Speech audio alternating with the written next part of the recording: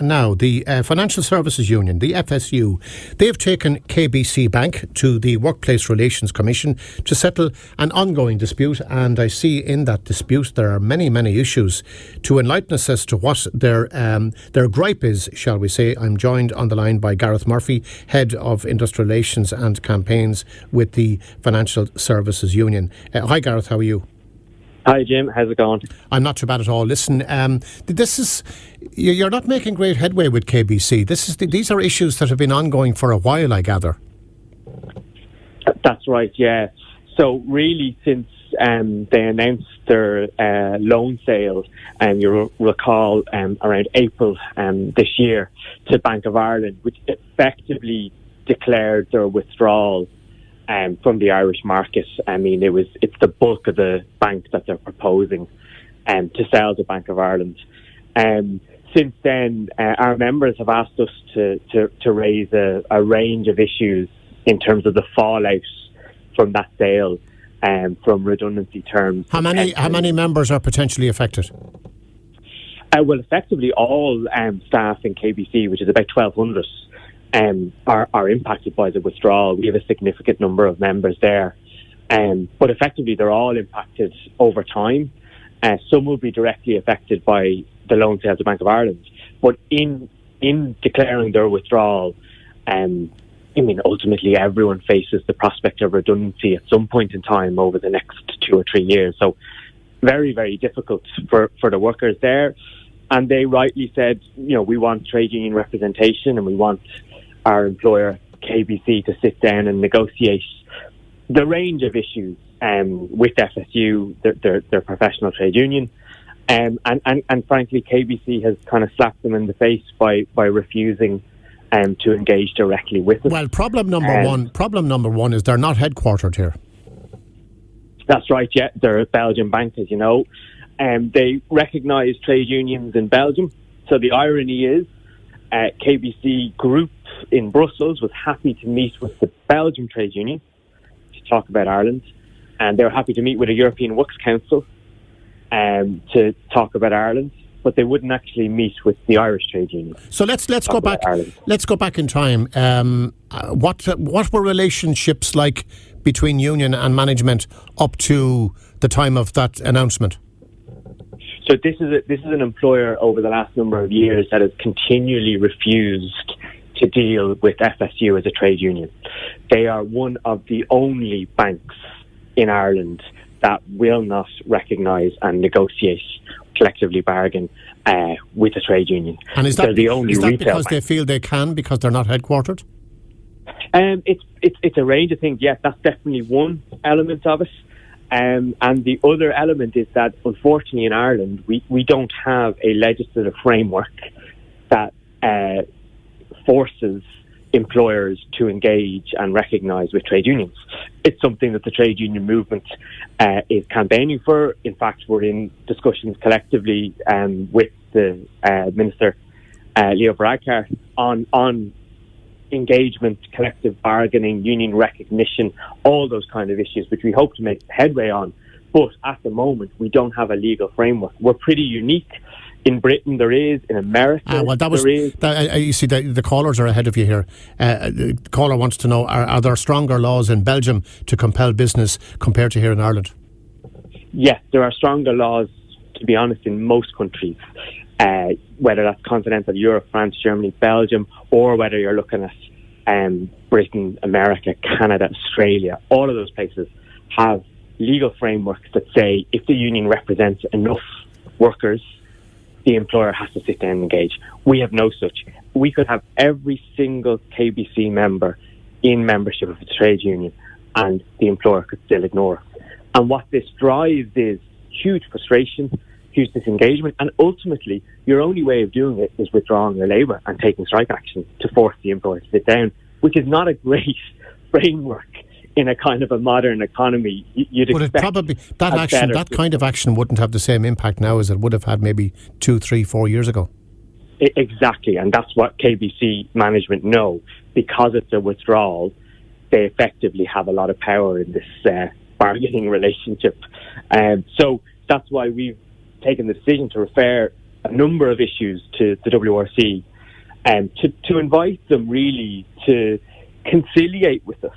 And the thing I'd say, if KBC management are listening, if they have a problem with sitting in a room with us, we can sit in separate rooms and we can allow one of the good conciliation officers of the WRC to go from room to room. We're not actually fussy. We just want the issues that our members have asked us to raise to be dealt with. Here's a school of thought for you, with people listening this morning. Is it not too late? The Labour Relations Commission. Is it not too late? These guys have decided they're pulling out. They don't really care. They have, you're right, to decide they're pulling out. Now, that sale is still actually with the Competition Authority, and they haven't made a ruling yet on whether that will go ahead. So there is still a degree of ambiguity about it. Now, we'll wait to see where that kind of goes towards the end of this year.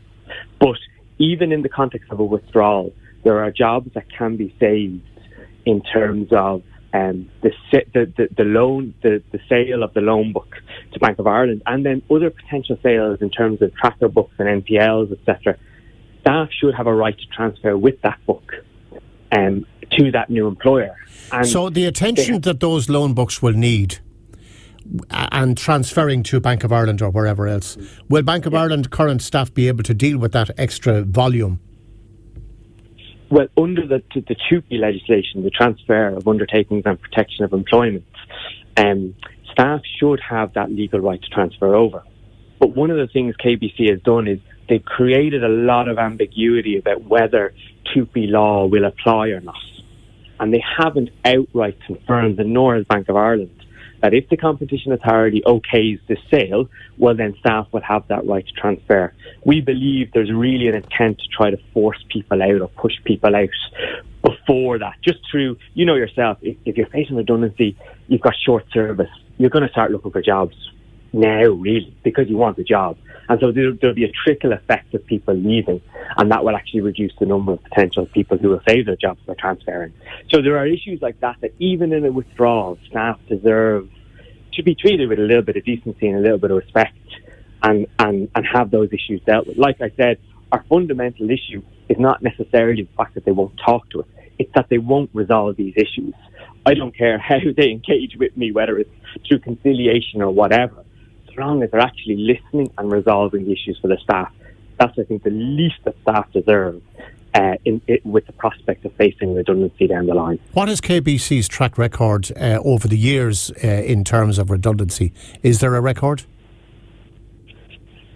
So in 2017, and this is part of the huge frustration of staff, there was a question mark, let's say, over the commitment of KBC Group in Belgium to the bank in Ireland. For a number of years, there was a suggestion that they could exit, but they conducted a strategic review of the banking operation in Ireland in 2017, and they concluded that review, and they said that KBC Bank Ireland was core. It was a key part of the group. They were fully committed to the bank on the island of Ireland, and they weren't exiting or withdrawing. So that did sort of put a lot of people's minds at rest. And the bank continued to grow and recruit, and so they would have taken staff from other banks, from AIB, Bank of Ireland, Ulster Bank, etc., hired them in 2018, 2019, even up to a month before they exited, they were hiring new staff and taking them. So can you imagine if you had a full-time job in a bank and you left it and joined KBC, and then a month later they declared a withdrawal. So the 2017 was a big moment where everyone sort of went, right, they're committed, this is good, we can build our careers, etc., etc.